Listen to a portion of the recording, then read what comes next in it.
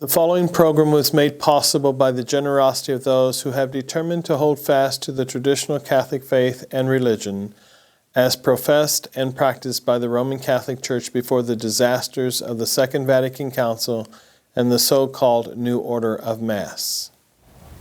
Hello, welcome to this edition of What Catholics Believe. In this, I'd like to address again a matter of Archbishop Carlo Maria Viganò's charge that Francis knew about the depredations of Cardinal Theodore McCarrick abusing youngsters, immorally dealing with them, and that Francis actually freed him up to commit more crimes, and furthermore, used his advice in choosing bishops for the modern church. Francis himself said that he would not respond one word to these accusations, and then began immediately to denounce the accusers as doing the work of Satan. That was Francis' response, to say that those who were, let's say, revealing the abuse, the sexual abuse of young people, of minors, by the clergy of the Novus Ordo Church, those who were revealing this were actually doing the work of Satan. Not those who were doing the abuse, but those who were making it known that the crimes were being committed, that they were doing the work of Satan. Okay? But never was there a denial from Francis that he knew what was happening, or that he used the advice of Theodore McCarrick in choosing bishops for the Novus Ordo. Now, the reason I'm mentioning this now is because there has been a great deal of vitriol directed against Archbishop Viganò, who is in hiding now, as he says, in fear for his life. And the press has attacked him, the Novus Ordo press has attacked him, and so many, some of his fellow bishops have attacked him. Then Archbishop Viganò came out recently, and among a number of other things he said in his own defense was that Cardinal Marc Ouellet of Canada, who is the cardinal, is the prefect of the Congregation for Bishops, knows the truth and can certify the truth of what Archbishop Viganò has said about Francis. Now, Cardinal Ouellet has responded, and he's written a 3-page letter, a public letter, to Archbishop Viganò, reproving him and condemning what he's doing.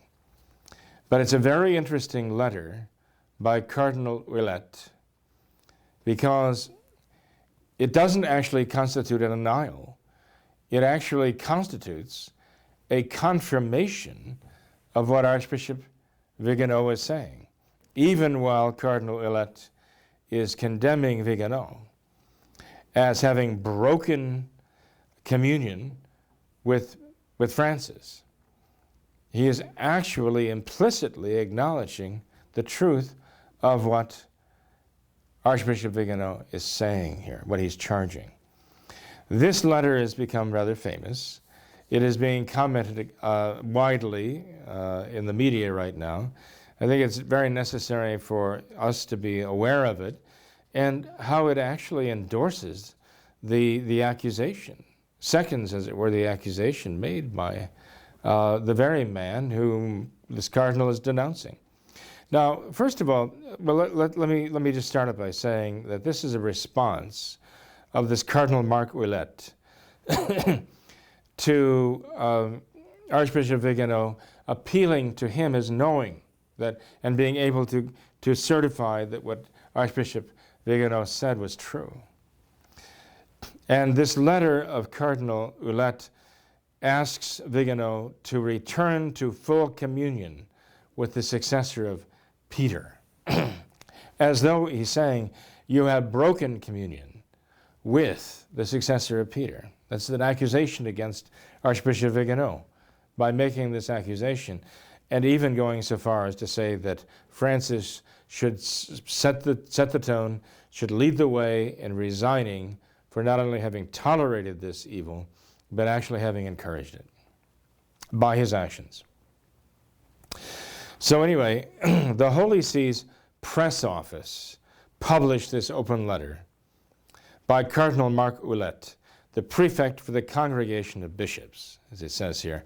And I want to point out also that as the prefect for the Congregation of Bishops, clearly, this Cardinal Ouellet would have been in a position to know what the bishops were doing, to know what the cardinals were doing in abusing these minors, that is, those under 21 years of age. He must have been aware of what was going on here. So one can easily see why Archbishop Viganò would say, well, he knows what I've said.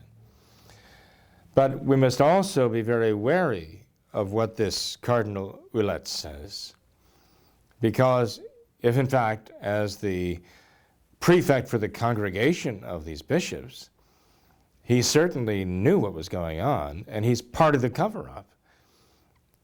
He didn't denounce this.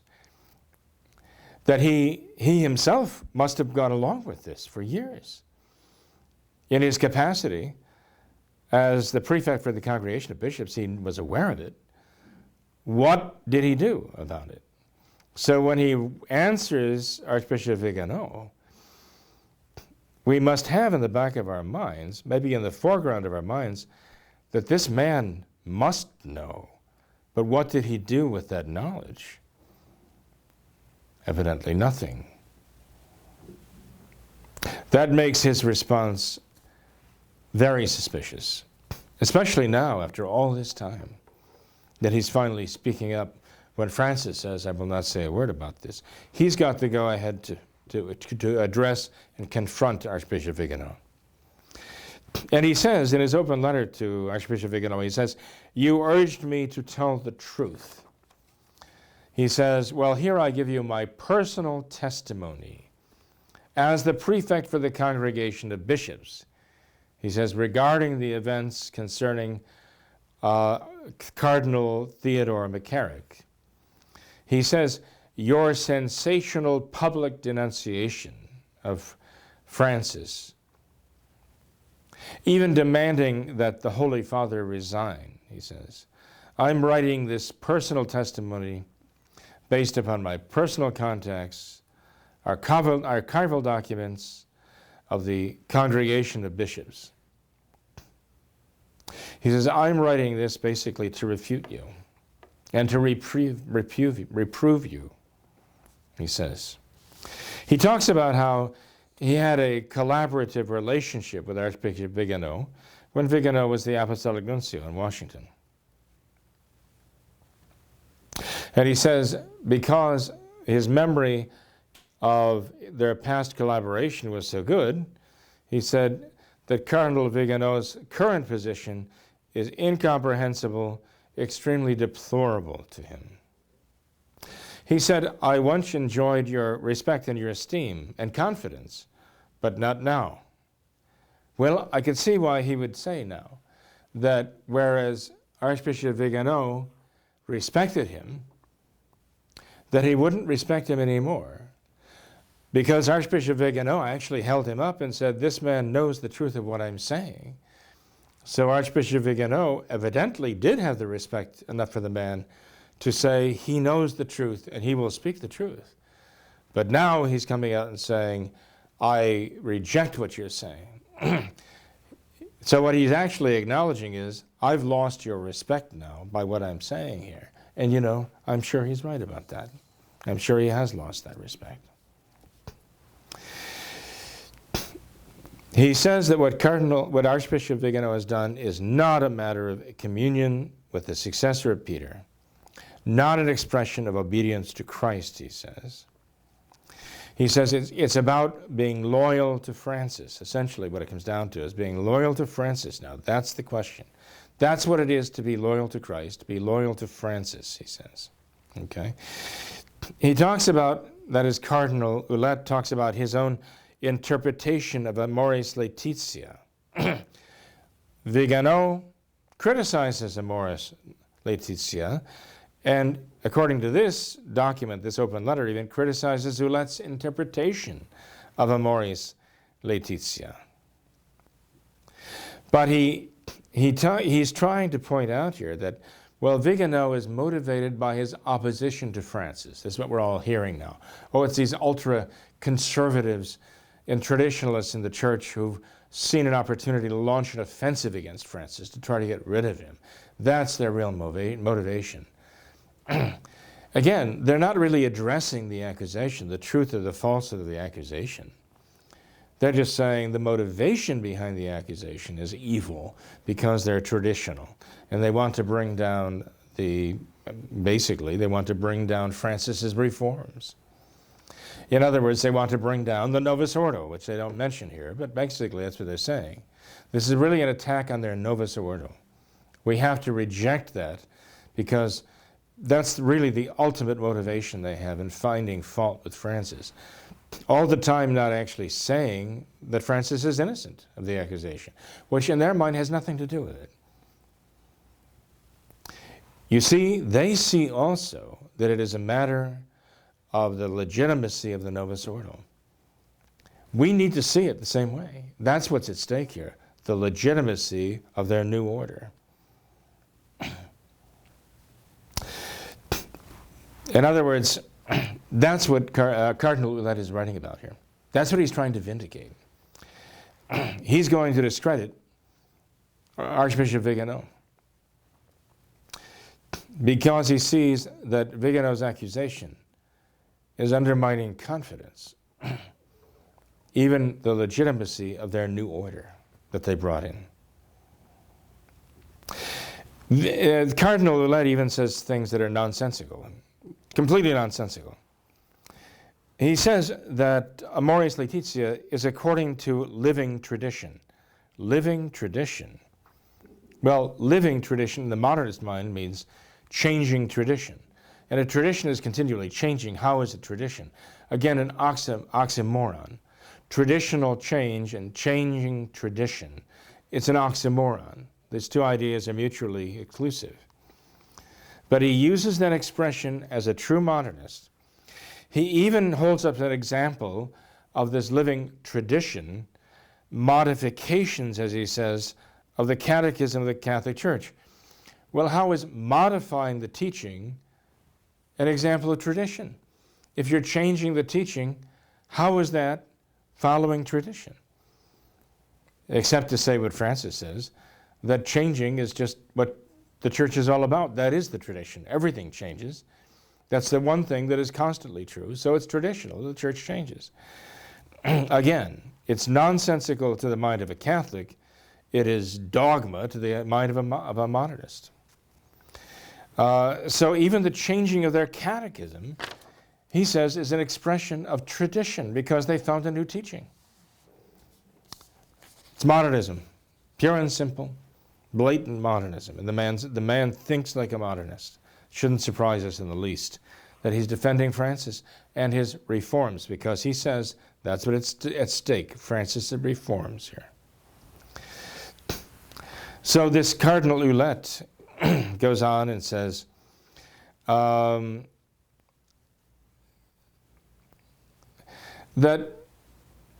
when Archbishop Viganò spoke with Francis personally, after Francis was chosen the head of the Novus Ordo Church,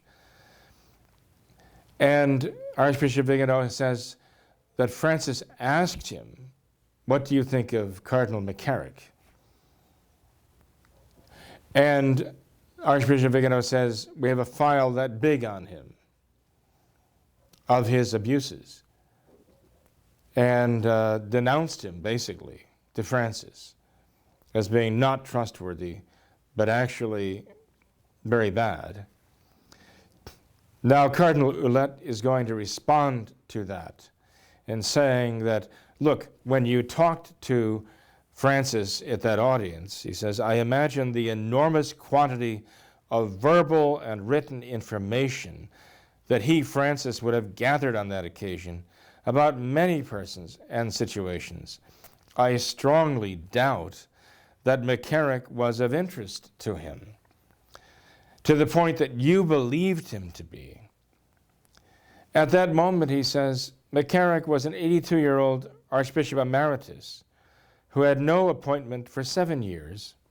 He was living in retirement. So Ouellet is discounting the fact that Archbishop Viganò says, I personally brought this to the attention of Francis because he personally asked me about this. And Ouellet is trying to find a way to dismiss this and saying that Francis wasn't really interested in this. You can't say, even if you did tell him this, you can't say that Francis really was aware of what you were saying or understood or even cared about what you were saying.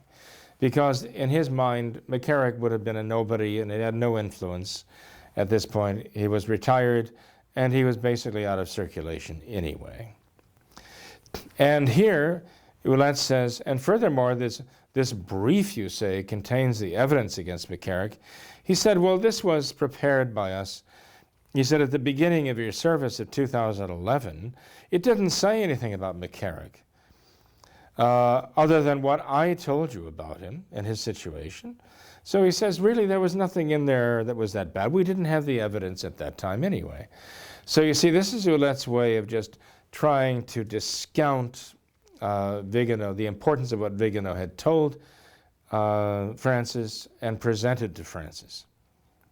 But notice this brief that Francis has continually said, go, he's told the journalists, go and look at this. Go and read this for yourselves. Read what it says. But the Vatican will not produce it. Strange, huh? And now Ouellet is saying, oh, there's nothing in there of substance. Well, I'll tell you what. The Vatican has just announced, though, Francis, that there's going to be an investigation of McCarrick here. He's not going to do it, though. We'll see what the story is about that brief. You know, all of this redacted stuff that comes out of the government, the FBI and CIA documents and so on, all lines crossed out here and there. We'll see what comes out about this brief that Archbishop Viganò says is Exhibit A for the record of what these bishops actually knew about McCarrick all those years and reported about him. And now, finally, after all this time, they say, well, we're going to do an investigation after all. We'll see if what they produce is worthy of any credibility whatsoever. This Ouellet goes on to say, I became prefect of the congregation on the 30th of June, 2010. He said, I never brought up McCarrick to Benedict XVI or to Francis until the very last days, he says, until just recently. I never brought him up to them. I only brought him up to Francis and Benedict after he was fired, basically demoted from being a cardinal. He admits that Cardinal McCarrick had been, from the year 2006, strongly advised not to travel, not to appear in public, but so as not to provoke additional rumors. So he was aware, he says, of all the rumors about McCarrick's behavior.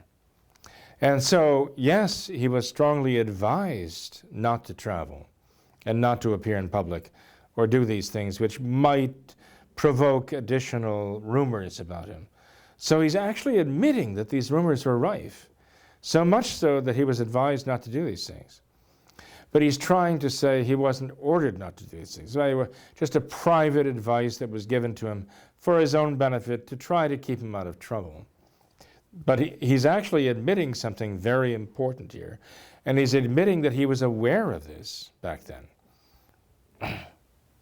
He denies that there were actually sanctions, though, from the Vatican against him that were put in place by Benedict and then revoked by Francis. He said, no. There was just a strong advice that was given to him. But again, what he's saying here doesn't really ring true. he's admitting a lot more than he's denying here, unfortunately. He says that there just wasn't sufficient proof against McCarrick over 40 years. All they had was rumors.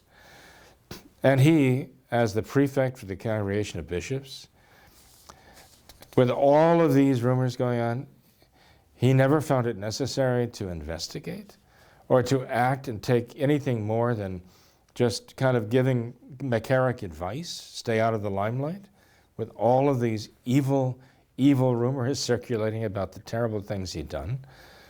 I'm sorry, but this letter is a condemnation not of Viganò. It's an indictment against Ouellet himself. It's a condemnation of his modernism, and it's a condemnation that as the prefect for the Congregation of Bishops, he failed utterly, and he's admitting he was basically a big part of this cover-up.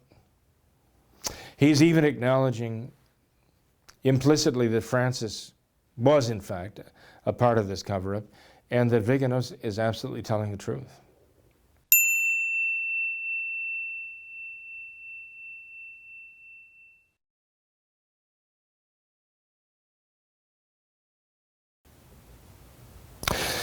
So anyway, he wraps up basically by saying,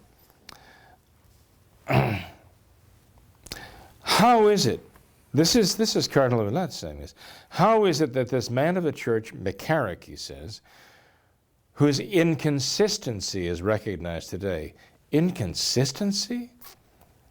Sexual abuse of minors? Inconsistency.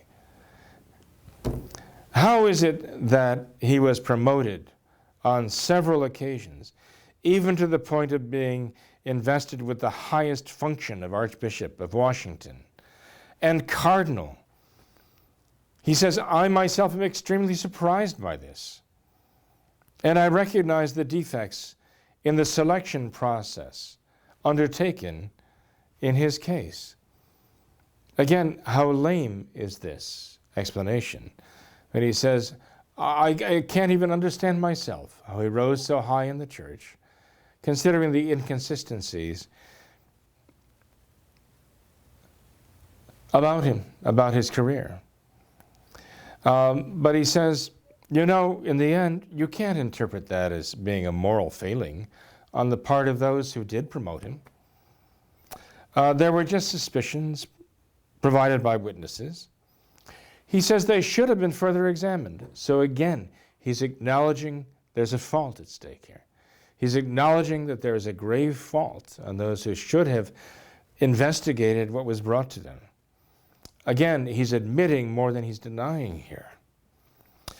He says, the fact that there may be persons in the Vatican who practice and support behavior contrary to gospel values regarding sexuality does not authorize us to generalize and declare this or that person as unworthy and as accomplices. Now, read that sentence again. It's just mind-boggling what these people are capable of here. The fact, and he acknowledges it's a fact, that there may be persons in the Vatican who practice and support behavior contrary to gospel values regarding sexuality. He talks like such a modernist. He talks like just in circles. He talks in fog. It's just the fog rolls out of his mouth there. It's natural to him, right? It seems as a modernist, this is how they talk.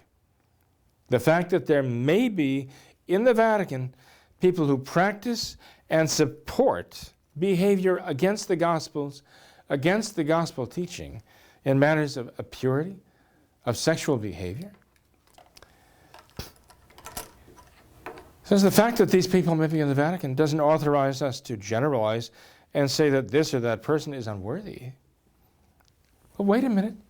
If there are people in the Vatican and authority in the church, in his church, that actually practice and support others in practicing deviant, immoral sexual practices, even the sexual abuse of minors, that doesn't authorize us to condemn this? It doesn't authorize to say they're unworthy? What is wrong with him in saying that? It is absolutely abominable what he's saying. And anybody who cares to translate that into plain English would say, this is absurd what he's saying. Of course, if there are persons in the Vatican who practice and sanction deviant sexual evils that are perversions condemned by the Gospels, we have not only the right to say that they are unworthy, we have the obligation to expose it and to say they are unworthy to have positions of authority in the church, whether it be Francis or anybody else. How can he even say this with a straight face? It's just incredible. And he says then to say that we don't denounce them, I mean, to say that they're actually accomplices because they're practicing or sanctioning these perverted practices in the Vatican, from the Vatican. I'm sorry, but I mean, this letter, again, is such a glaring admission of guilt. We have to realize the evil of modernism. We have to realize what this is all about here. There are those who want to blame it on homosexuality, those who want to blame it on pedestry, those who want to blame it on pedophilia, those who want to blame it on this, they want to blame it on that, but the fact is, it all goes back to the fundamental problem that led all of these evils into the church, like opening up the floodgate, letting the sewer flood the church, as John the 23rd said, to open up the windows and let in the fresh air. Yeah, this is the fresh air coming in from the world. Is that where John the 23rd is going to get his fresh air into the church, from the world? Well, this is exactly what he did. He basically opened up the sewer line directly into the church, and he let the sewer flood the church with his filth. This is modernism. This is the evil we're dealing with here, and we have to realize that. And the reason why they're fighting it tooth and nail, not only the liberals in the church, of the Novus Ordo Church, but even the conservatives of the Novus Ordo Church have joined forces to combat this very suggestion that it really is modernism that is the fundamental problem, is because modernism has bred the Novus Ordo.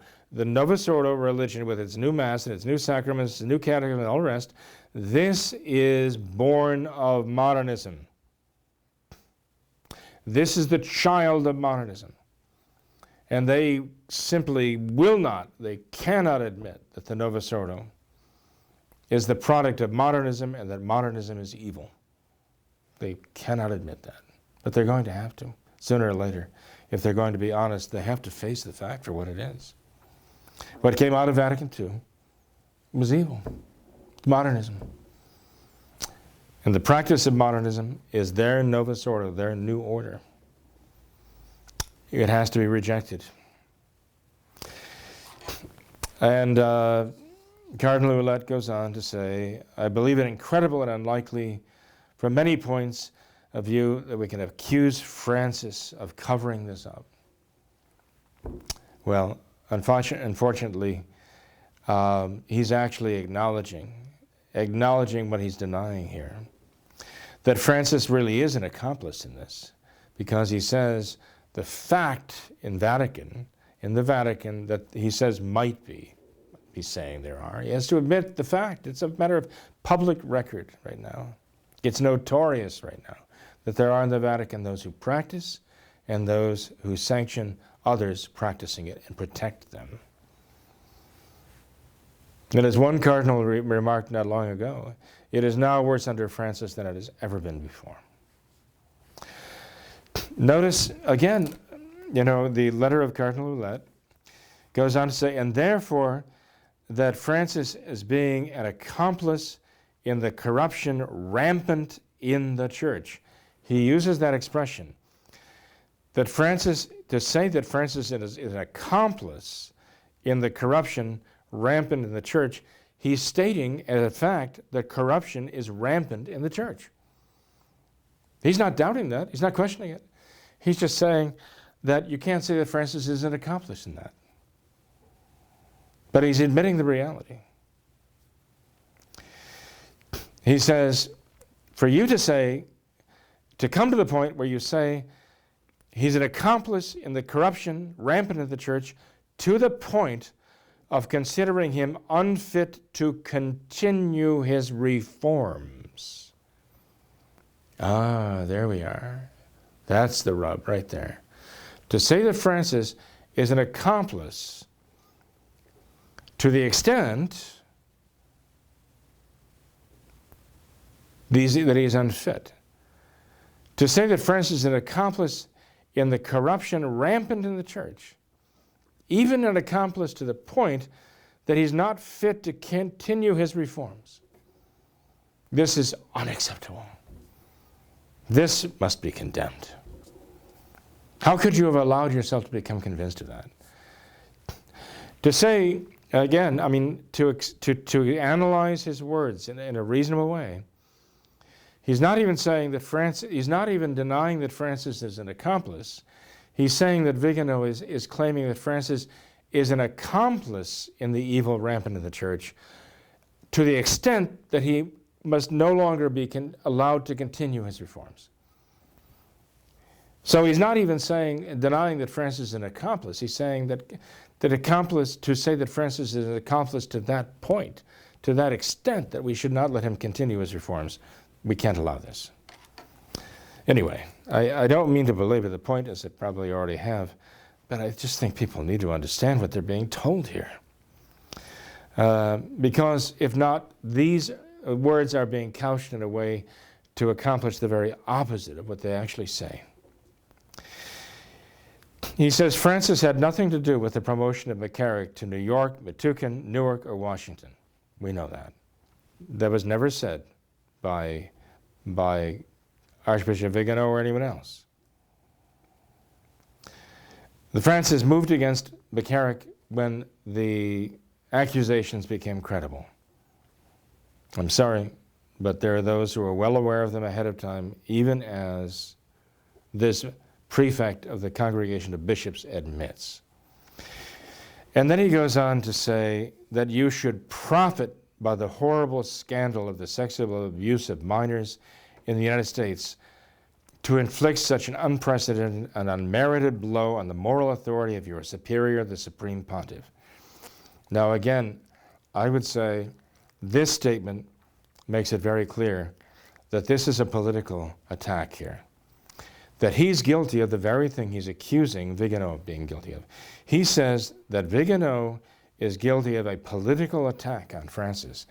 This statement of Cardinal Ouellet is nothing but a political attack on Viganò. How can he say that Archbishop Viganò is profiting by denouncing this complicity of Francis?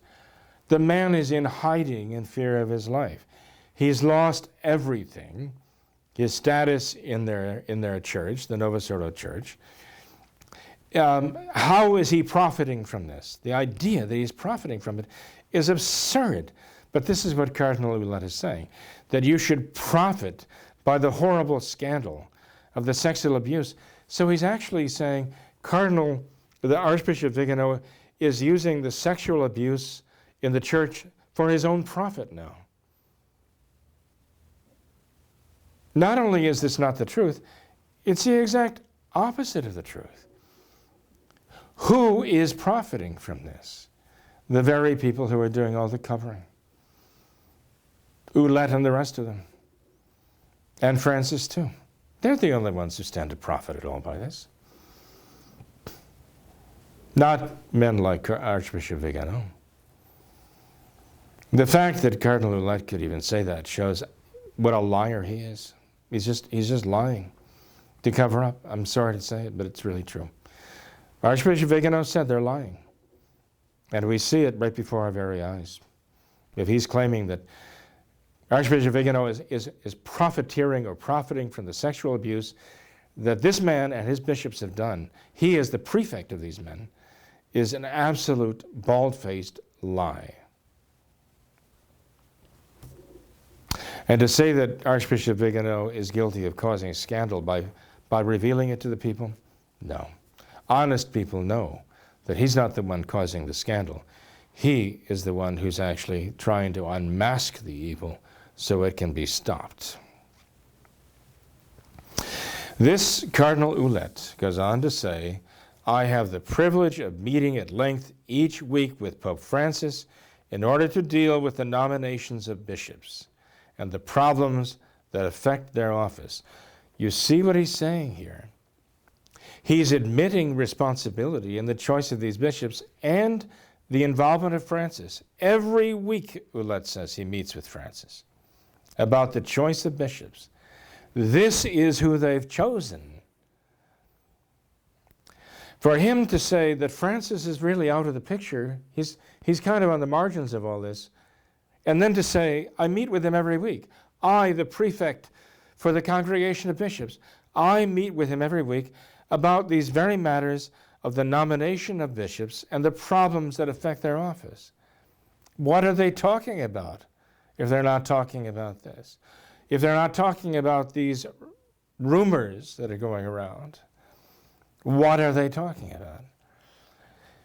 Again, he's admitting much more than he's denying here. His very denials are fraught with insincerity and corruption. He says Francis deals with these things with great mercy. Oh yes, there we go again, with great mercy. But he doesn't have mercy on the victims. No. He has mercy on his sexually perverted clergy. They're the ones he protects. And he even goes on to contrast Francis's way of handling those who've done these evil things with Archbishop Viganò's way of dealing. That Archbishop Viganò is sarcastic, even blasphemous, whereas Francis is so merciful.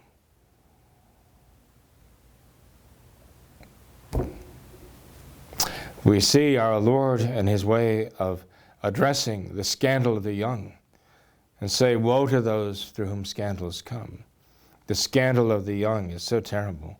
It would be better for those who scandalize the young to be taken out and thrown into the depths of the sea with millstones tied around their necks. Is that blasphemous? Is that sarcastic? Is that abusive coming from the mouth of our Lord? Yes, Francis is merciful, all right. He is merciful to the unmerciful abusers of children and seminarians. That's who he's merciful for. And in being merciful to them, in being merciful to the criminals, he is merciless to the victims. And we've seen it over and over again.